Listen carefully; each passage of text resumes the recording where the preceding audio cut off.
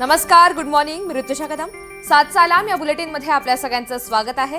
राज्यासह देश विदेशातील घडामोडींचा वेगवान स्वरूपात आढावा घेणार आहोत आणि काही महत्त्वाचे अपडेट सविस्तर पाहणार आहोत. मात्र त्यापूर्वी एक नजर हेडलाईन्सवर. ठाकरे गटाचे कल्याण डोंबिवलीमधील 2 नगरसेवक नॉट रिचेबल. नगरसेवक मधुर म्हात्रे आणि नगरसेविका कीर्ती ढोणे बेपत्ता.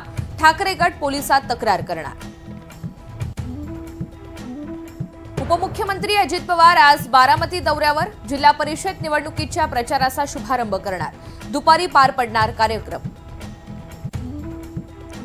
राष्ट्रवादीच्या नेत्या रुपाली ठोंबरे पाटील यांच्यावर गुन्हा दाखल. मतमोजणी केंद्रावर गोंधळ घालणं, ठोंबरेंना भोवलं.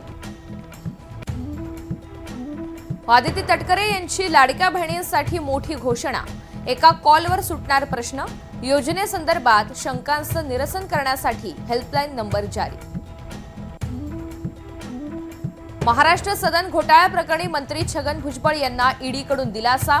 सामाजिक कार्यकर्त्या अंजली दमानिया आक्रमक. आज पत्रकार परिषद घेणार. काहींना सगळं देऊनही नाराज झाले, बंडखोरी केली. उद्धव ठाकरेंची एकनाथ शिंदे यांच्यावर टीका. तर आता पुन्हा नव्यानं सुरुवात करू. आज शिवसेनेला नव्यानं पालवी फुटली. ठाकरेंचं वक्तव्य.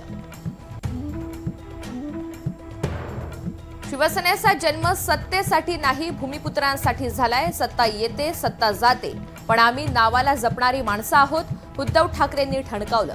तर माझ्यासाठी सर्व शिवसैनिक सारखेच, असंही विधान. राजकारणात सध्या गुलामांचा बाजार. राज्यात माणसांचे लिलाव सुरू.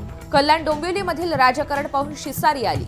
शिवसेनेला दिलेल्या पाठिंब्यावर राज ठाकरे यांचं भाष्य. शिवसेना सोडणं हे माझ्यासाठी घर सोडण्यासारखं होतं. 20 वर्षात उद्धव आणि मला अनेक गोष्टी उमगल्या. राज ठाकरेंचं पहिल्यांदाच शिवसेना सोडण्यावर भाष्य. तर राज ठाकरेंच्या भाषणावेळी रश्मी ठाकरे भाऊक.